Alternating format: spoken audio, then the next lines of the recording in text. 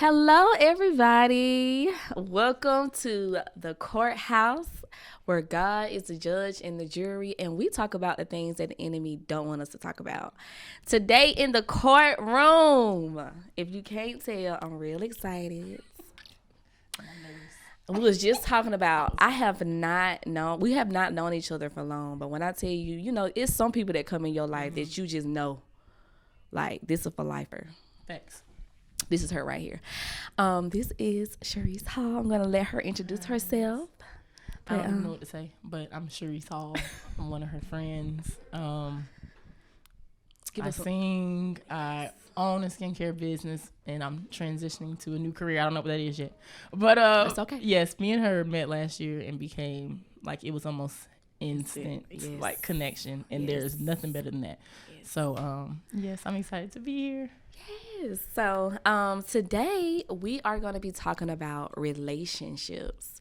And just to kind of give y'all a good headspace of where we are, because let me tell you something. When me and her talk, it's gonna be good. Mm-hmm. So I'm telling y'all in for a treat. But I just got done reading a book not too long ago called Relational Intelligence by Dr. Darius Daniels. And look, if you guys have not read that book, I would highly recommend that you go get it, like, today.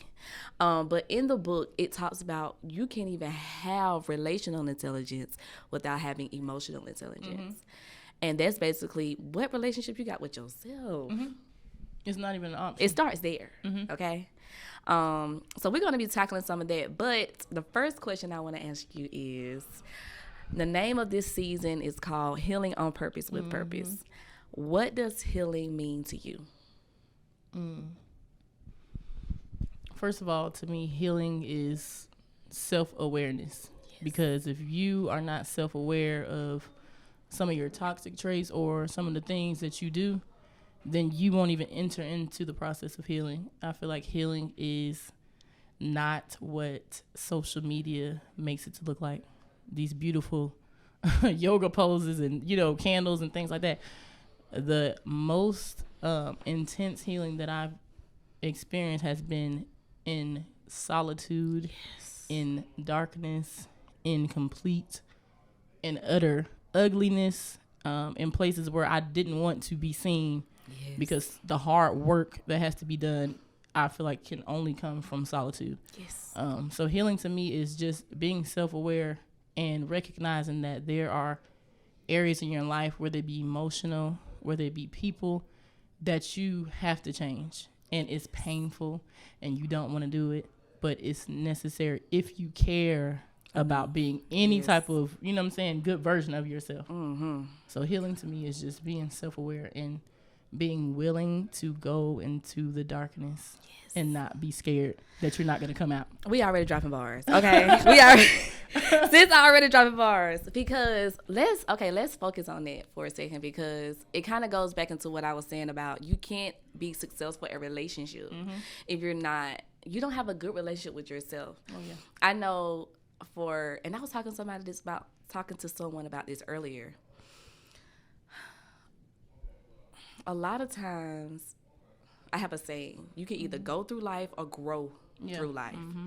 People who go through life are just going through life on autopilot. Yeah. Like, you wake up, go to work, you take care of the kids, you come home, you cook dinner, you wash clothes. So you do the necessary things that you need to do around you to keep yourself productive, but ultimately you're not feeding your mind and your soul. Mm-hmm. So after a while of you being an autopilot, you just like a zombie. You can have the perfect situation going on. Your kids are thriving. You in a nice, your husband or your wife treating you right. You can have all these things, but it's still a part of you that's like empty. Like, what is going on? And I know for myself, I really didn't start healing for real, until I got in a season of being by myself. Mm-hmm. And asking myself those real hard questions, because what I've learned is how we respond and things that make us upset, things that agitate us, all of that is not by happenstance that we respond to things the way that we do, right? Like, and until I started sitting with myself, like, Courtney, why are you a people pleaser? Mm-hmm. Why do you feel like you gotta save everybody? Yes. Why do you keep finding yourself in the same cycles relationally? Mm-hmm. Like, what part of you is missing the ball? Because it's always easy for us to point the finger at what somebody else done did or doing. Yeah. But it's hard to look at yourself in the mirror and talk about those ugly traits that you know you need to change. And I feel like it's hard to look yourself in the mirror when you're not doing it often. The more you see yourself, the more you are adjusted, you're accustomed to. Mm-hmm. You know what I'm saying? But people who are afraid, they can't change those things because they don't even want to look. Mm-hmm. But the more you spend time with yourself, like, even for me, I feel like, you know, just from a young age, I've kind of tried to figure things out on my own emotion-wise. Yeah. You know what I'm saying? Like, trying to realize, like, oh, man, I want to talk to somebody about this, but I'm going to try to figure it out within myself. And that bled over into relationships and friendships and all that. But also, I feel like the good part about it is that I sit with myself. Yes. And some people, they can't be alone. Nope. And I don't trust a person that can't be alone. Because if you can't be alone with you, why would I want to be with you? You know what I'm saying? Like, I like to sit and get to the root of what... And sometimes I can be in conversations on the phone with my friend. And I'm talking about the Holy Spirit will drop this on me. Like, that's why you are the way you are. I can be talking about, you know, because I'm like this and I'm like this. Yes. And I'm like, that's why you act this way. That's why you kind of, you know what I'm saying, go into your own place and don't want to talk to people because you weren't made comfortable. You didn't have a comfortable space. You know what I'm saying? Getting to the root of things, I'm telling you, people think it's that life-changing. It's just like with anything, with changes you make, like when you're trying to lose weight. That is not easy. Mm-mm. It is hard. It's not cute. You sweating. You know what I'm saying? I had a workout one time where I threw up afterwards. But it's like when you keep putting in that work, even though it's uncomfortable, even though it's ugly, it's not glamorous. And when you see the end result, people only see the end result, and that's the problem. And you know, one thing that I've struggled with relationships is, it's one thing, just like you can get this revelation like we talking about now, knowing and understanding that, okay, I need to spend this a long time with myself. Yeah. You spend a long time with yourself, but you only do it once. Mm-hmm. You can't go to the gym one time. I wish we could. And lose 20 pounds. Oh, baby. Because look, I be fine as wine. Okay? I go once a month. But what I have learned is the consistency. You have to be committed to being in a relationship with you. Yes, and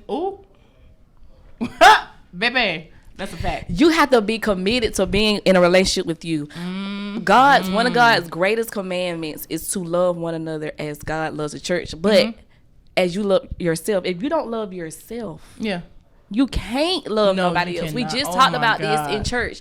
You cannot love yourself. Love anybody else. No, you can't. Until you learn how to love yourself. All you're going to do is bleed on them. All you're going to do is bleed on them. And then what I've learned too is once you do have those hard conversations with yourself and you're starting to figure out those things that you want to change, in that process, don't beat yourself up. Like, you still have to learn to love yourself through the process of forgiving yourself, healing yourself, not staying in all the mistakes that you made. Because that is a dark... because that's what leads to depression. And suicide and suicidal thoughts and sabotage. All of that. So even when you make the decision like, okay, I'm going to spend this time with myself. I want to heal. At the same token, give yourself grace through the process so you can be effective in your healing. Because what the devil does is he plays off of our feelings and emotions. Talk about it. He plays off our feelings and emotions. So it's one thing that, okay, he already mad that you working on yourself. Yes. So, but he's not going to stop there. You know, he constantly seeking how he can conquer and divide. Okay. So even in that, he's gonna look, okay, so how, even though she's working on herself, what can I do in this process that I can still try to steal her? And that's when he tries to play off our emotions and our thought processes of the things that we've done. And we start condemning ourselves. And we hold on to burdens that God already done forgave us when for. I tell you, there's been so many times where I'm like, I'm talking about sick in my stomach about, you know, things I've done, and I'm just like, I've already asked God to forgive me, but I feel like sometimes we are so accustomed to human beings that we look at God like a human being, because you know how we apologize to people and then we got to check in and make sure like they really, know I was sorry, like they really how do you feel today? Like do you still forgive me? Yes. And it's like we are so anxious with a God who is peace. Yes. And we come to him, he's already forgiven us, but it's like we can't believe it because we know us as humans, we can't forgive that. We don't deserve it. Mm-hmm. And then we're like, well, I wouldn't forgive me that easily. Yeah. So it's hard for us to comprehend. So we start looking at God, and I'm sure I know for my personal relationship, God be like, girl, if you don't stop talking about this. Because I literally, and I'm talking about, there have been times where I have gone through seasons where I am working on you know, healing through something like that, or wrongs that I've done. And the devil will literally make you believe you're not forgiven, or you can't bounce back from this, and you should go into hiding and it will literally take you out. Yep. I'm talking about, you will have, like you said, he comes to you even in the midst of you trying to work on things. Yourself, yep. Because he's like, if she becomes who and that's the thing, people don't realize, the devil knows the devil be knowing, you know what I'm saying, your assignment and who you're gonna become. Why do you think he works so hard to keep you from getting to that?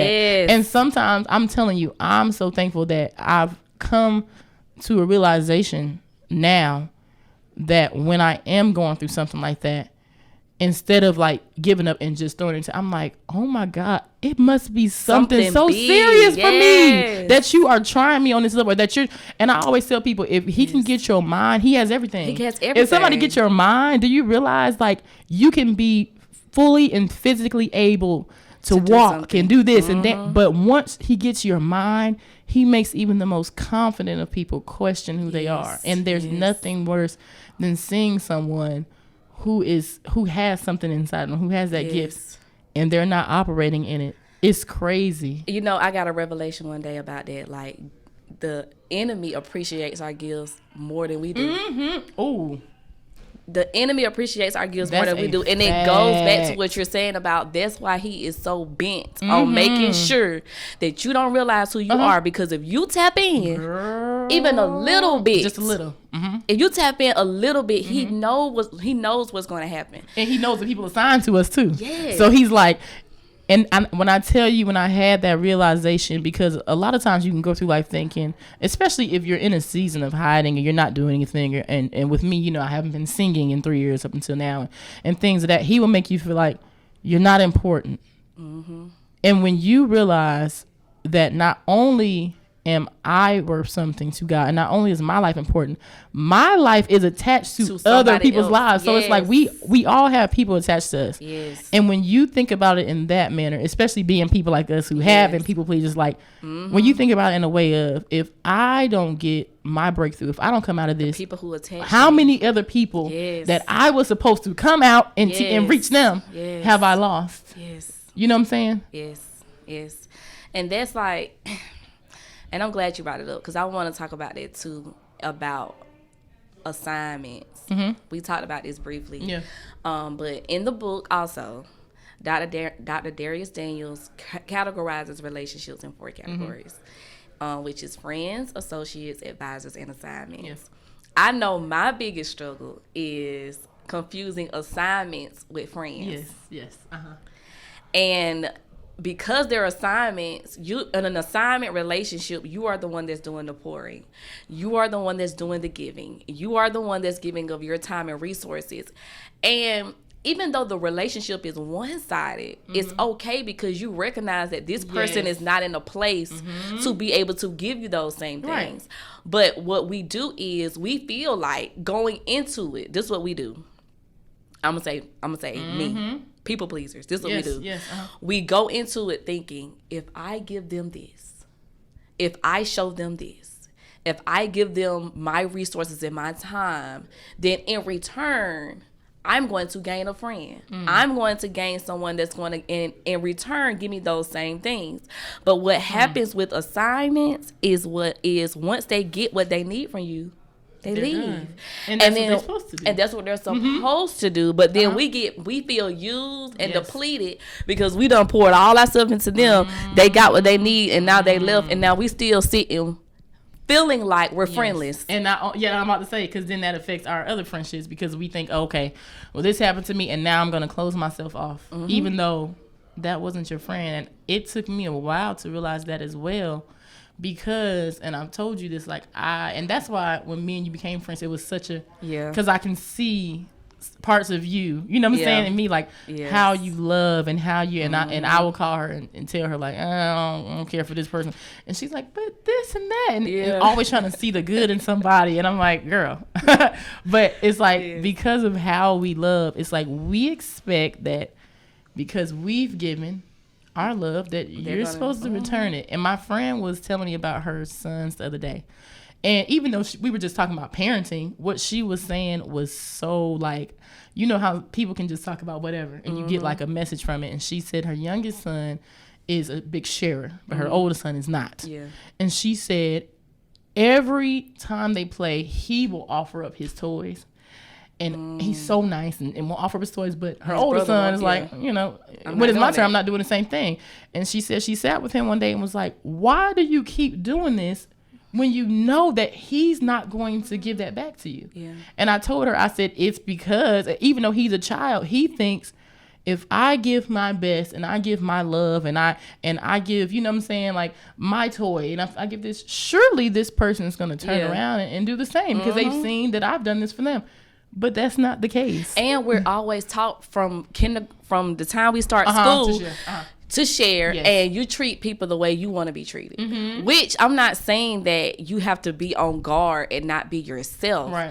But you also have to get in a place of your life where you where you evaluate your relationships. Where you're able to discern the difference. Yeah. So you can be okay with this is an assignment. That's the part. Like, if you know going in that it's an assignment, you know how to guard your heart. But if you go in blind and unable to discern what type of relationship this is, then that's what causes the hurt, and that's what causes you to be hurt relationally. Yes. Because some hurts we literally put ourselves in. Yes. You know what I'm saying? Like, some hurts we literally put ourselves in. If you would have recognized that this wasn't even that, then you wouldn't be feeling the way you feeling right and now. It goes back to that commitment thing we were talking about earlier. Just as you're committed, you have to be committed with having a relationship with yourself. You also have to be committed in evaluating the relationships in your lives. Yes. Because I've also had people who were friends in one particular season of my life. Oh my God. But when I got married, especially when you get married, even though I'm divorced, married and having kids, like, especially when you get married and you have kids, when I tell you they start falling off, like, the real exposed. The relation in the relationship is gone. So, you know what I'm saying? You have sometimes, like, what we can relate on really makes us friends. Don't even invite you. Oh, won't even invite you. Oh, well, I thought because you had kids. Like, I still like to go to brunch. And the thing is, I've read, it says don't, like, sometimes you literally take the choice away from people when you just assume that, oh, well, they probably this and they're probably that. I've had people be like, well, I wanted to tell you this and I wanted to come to you, but I figured, you know, you're trying to, girl, you run the business, you so busy, you so this, you so that, you got, and I'm like, I don't ever want you to think that I care so much about, you know what I'm saying, me running business, me doing this, that you count me out of still being your friend. And don't make a decision for me. Yeah, and that's what they do. Like, give me the opportunity to say, okay, I have something to do, or I'm not going to be able to make it. But don't make that the decision for me. Don't even give you a chance to try to, you know what I'm saying? Yeah. Because another thing that he talks about in the book is you can have, like I said, you can have a friend, and then sometimes you have to move friends to associates. Yes. Or sometimes you got to move friends to the others. Yes. Because his basis is the 3, the 12, and the others. Because everything is biblically, faith-based in the book. And, of course, we know, like, the 3 in reference to Jesus is Peter, James, and John. The 12 are the disciples. And then the others are the other people that walk with God. Yeah. And walk with Jesus. So sometimes people who are in very close proximity to you, you have to switch them all the way up to the others. Now, he makes a point in the book that just because you switch them to the others don't mean that you don't love them. Yes. But it goes back to that emotional intelligence. I have to love myself enough to protect my mind, my heart, my mind, my body, my soul, my spirit. I have to love myself enough because I realize with having emotional intelligence, if I don't take care of me first, I can't even be a productive friend. What I want to ask is, because I've been in situations where I know in my heart, like, this season is up. It's time. Yes. But what do you do when you know that, but they don't? And you know you can't take them with you. And you can't tell them, you know what I'm saying? Yeah. Because when you're a person that, grows up and you're caring, sometimes you consider people's feelings so much that you stay in situations too long because you're kind of afraid of, if I'm honest, everybody doesn't have the same emotional intelligence to understand that this season is up and I don't dislike you. I still love you and I still feel the same. Yes. But I don't feel like this relationship is fruitful any longer. Yes. But how do you go about that without the offense of the other person? And it's like constantly worrying about the offense of the other person. So it's funny that you brought that up, because now the next book I'm reading, after reading Relational Intelligence, because it talks about those things. Yeah. And I know I'm a person that struggles with endings. And I'm in a place in my life where I'm finding myself having to end a lot of stuff. And so I asked my pastor, I was like, I told my pastor, I'm like, I'm really struggling with ending. And he recommended this book, Necessary Endings. I'm reading it now. And I wish I could really tell you, but I do know from what I've read thus far, it talks about boundaries. But it also talks about you can't have a beginning without an ending. And so one of the examples that he gives in the book, in the beginning of the book, is a rose bush. A rose bush produces more rosebuds than it's able to support. So in order to make the rose bush fruitful or for it to grow like it needs to grow, you have to prune. Right. And you have to cut off the rosebuds that are not receiving the nutrients that it needs. So it goes back to, like, every time in your life, what I receive from that is, in my relationships, as you grow in life, because you should be growing. Right. As you grow in life, you're going to get to a capacity where all of your relationships are not going to serve you the same. Yeah. Oh my God. So you have to sit down and literally evaluate your relationships. How is this relationship serving me? How is this relationship serving me? And the relationships where you can identify that you're not able to give is not the same. Those are the relationships that you have to end. But the book, where I'm at in the book now, is talking about, if we change our perspective about endings, and we look at endings as a normal thing, it is very much then a task, then we'll be able to be more comfortable with having endings. Yes. Because not only is having an appropriate ending good for you, because you're able to shed that, I don't want to call it dead weight. Yes. But you're able to kind of shed that off of you. It's also good for the other person because you put them in a position to have their new beginning. So we can't, if we change our perspective, because what you think, therefore you are. Yep. What I've learned is how you look at a thing is how you're going to tackle it. If I look at endings as a task or something that I don't want to do, I'm going to approach it timidly, and I'm going to stay in seasons too long, in relationships too long, that I need to end. Yes. When you were talking about that, I was thinking about how you can have, sometimes my phone will die swiftly, and I'm wondering, why is it dying more quickly than usual? And then I go in and see how many things I have pulled up that's draining my battery, and I'm like, my God, why have I not exited out of all these things to preserve my battery? You know what I'm saying? I see. And then when it comes to people, sometimes we can be around the same group and be like, why? I feel I'm drained, and I don't feel the same. Like, I don't feel like I'm able to bounce back as quick as I used to. And it's like, we talking about endings, it's like, close out the tab.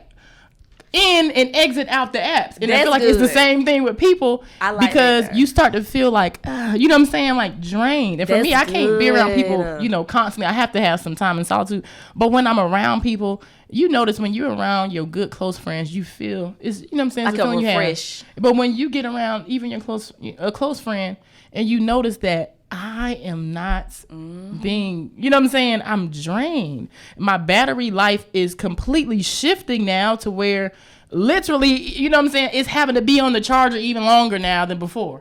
You know what I'm saying? Because of the way I've been running my phone and having all this up and continuously and being too like, oh, I may need this one day, so let me not exit out of this tab. Let me keep that up. And I feel like it's the same thing in relationships. It's like, well, we may need them one day, or they still serve this purpose and they've served this purpose before, so I don't want to lose them because I may go through a situation where I need them. But it's like you said, when you are done with something, and I'm in a season where I am okay with the way things are ending for me, like even in business. And I just, you know, I sent an email out the other day about we're permanently closing, and you know, I've gotten messages and I'm like, and I told my husband, I'm at peace because now I'm like, I have a blank slate. I don't know what I'm about to do. Yeah. But I'm so excited about the possibilities because I no longer have to worry about that. I'm done with that. And I'm okay with being done with that because last year it hurt me to think I was letting go of something that I put energy into. And you know what? When you said that, talking about endings, you know how we always use the scripture, weeping may endure for a night, but joy comes in the morning. Yeah. But there has to be an ending in order for morning to come. And this gonna be funny, but you know the song "Tomorrow." That's a Negro spiritual for me. Look, when I swear, when I was reading this, and I was like, I know God be looking at me like. When I tell you, I feel the same way about I said song. This is a whole word. If I had to preach on weeping may do not drunk like Lord, I will entitle it. The praise team gonna sing that song before. That's why I love tomorrow.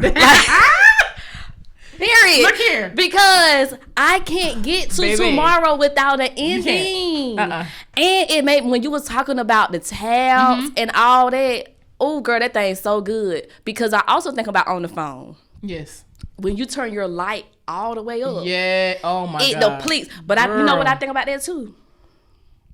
The more we allow ourselves to be elevated by God, the more intentional we're going to have to be about setting our boundaries. That's good. Because the more we allow ourselves to be used by God, the more our light going to shine. And some people, they can't take it. They can't take it at that. They can't take the light at that caliber, you know? So it's like the more you continue to go on, and people say this all the time, and it's not a cliche. Like people say this all the time. Like everybody can't go with you to the top. That is a fact. Yes. Because there's so many people, like there are some celebrities who probably are being drained because they are taking care of their whole family Pookie and them. They paying for their tuition. They paying for their apartment. And it's just like, you have to be okay with God blessing you and you not having to give it all away to someone else. Look, it's okay. Shout out to Reverend Shanita Smith from BNC. She told me this one day. She said, I've learned the power of having an anointed no. When she told me that, I wanted to run all the way around, do about 5 laps around the church. I said, that is so good. And a no without an explanation. An anointed no. Yes. An anointed no. Yes. Do you know the freedom? I'm like, and I told her when she said that, I know. It's my prayer that I learn to be so comfortable. Yes. In my nose that I can call my no an anointed no. In the past 2 years, I've gotten to a place of, when I tell you, I used to, and every time I accepted something, when the day came, I was like, why? And my husband always be like, I don't know why you continue to do this. Because you knew. I'm talking about, I would literally, and you know I had 12,000 business, but I would literally, okay, we got 2 services I got to sing at, and then somebody would ask me, and I know I'm like, I haven't gotten any sleep all week. And they'll ask me, well, can you do my pictures? I'll do, okay. I'm getting married. Can you do my makeup? And I'm like, oh, I don't want you not to have makeup for your pictures. So yeah, okay, I'll do it. And then it's like, I got to a place where they have taken, and they've gotten what they need. They got their pictures, they makeup. I done sang it, you know what I'm saying? But then I'm left like, oh my God, I am so depleted. I have nothing. And I'm like, I have nothing to give the people that mean the most to me, because I'm so depleted by not being able to say no because I don't want to hurt feelings. But I'm like, you hurting yourself. And you know another thing I learned too? You got to learn how to use an anointed no for your kids. Oh, been there.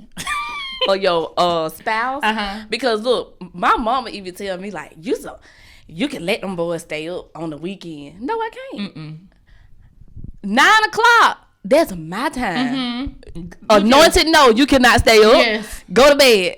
Because that's me. Bad. Well, the more you do it, the less you're going to feel bad. Because that's my time. Yes. I have been your mother all day. And we all know, even when our kids are not in our presence, we're still parenting. Of course.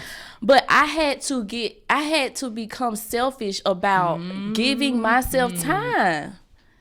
That's a whole nother, because if I don't do that, I'm gonna be agitated. You're not gonna be. I'm not gonna be able to do nothing. I'm gonna be so agitated. I try to tell other people, like especially, moms that have younger kids or whatever. If y'all don't remember that at the end of the day, it's still just gonna be you in that casket. Remember that, because if you keep living for everyone else, I love my child. I will go out and lay my life down for my child, and I mean that.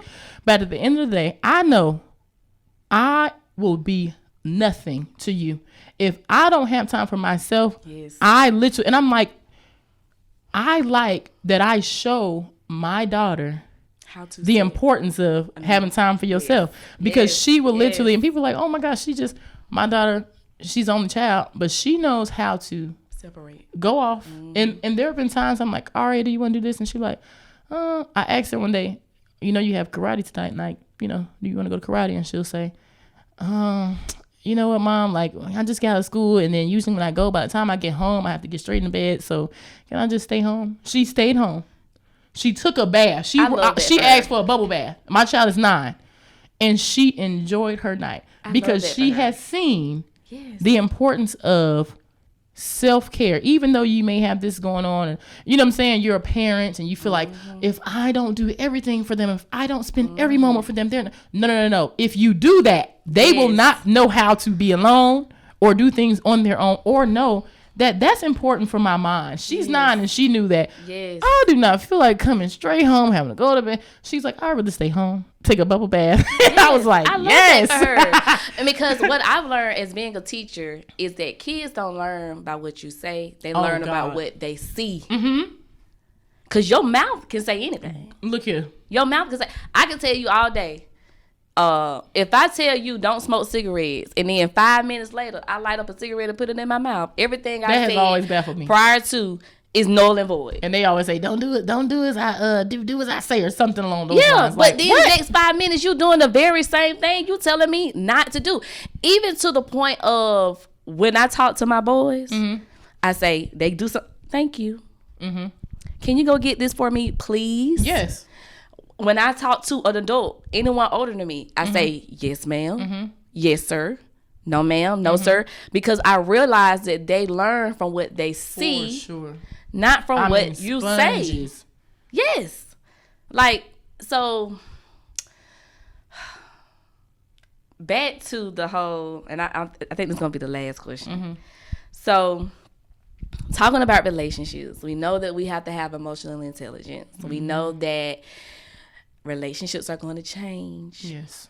So our seasons are going to change, all of that good stuff.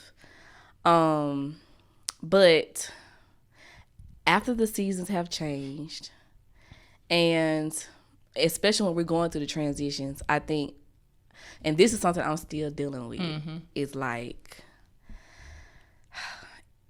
as much as we want the endings to be normal sometimes, we talking about relationships that you've had several years, and all that is still gonna hurt. Yes. But one thing that I'm in the process of doing is I've learned that in relationships, I haven't given that to God all the way.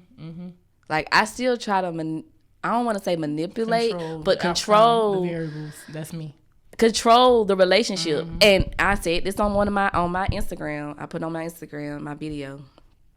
A lot of times it's not that God is not answering our prayers. Mm-hmm. It's that we don't want to accept the answer. Yes. And so because we don't want to accept, we be like, but God, what if? But are you sure? Because we already made up in our mind how we want things to go. We just want you to do it. I think if I do this, or oh, maybe you're doing this because it's gonna come later, or maybe you. And God just sitting there thinking that this how I be thinking. God be looking at me like, let me know what you're doing. Literally. Like you have no clue, which that's not even gonna happen for you. That whole thing that you think that you want, you don't. And then after I'm done doing all my trying to figure it out, map it out. Yes. Then God say, yes, time to end it. The answer is still the same. So I don't care how much you pout, how much you whine, how much you fast, how much you pray. God, you gonna restore this relationship. God is not a man that he should lie. If he said the relationship over, it's over. And every time you try to come back into it, it'd be worse and worse. I promise you. And I realized too, like, you can't start a relationship with somebody, and then once you get in a relationship, you consult God.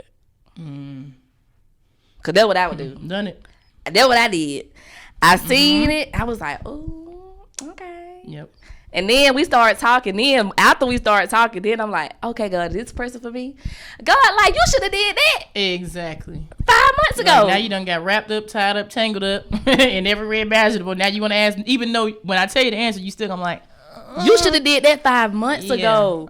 So now going into relationships, especially in the dating realm for me, yes, when I see the person, immediately I'm gonna ask God, I don't want to make that mistake I made last time. Yep. So don't even let me talk to this person. Spare me the time. Reclaiming my time. I don't even want to have a conversation. Yes.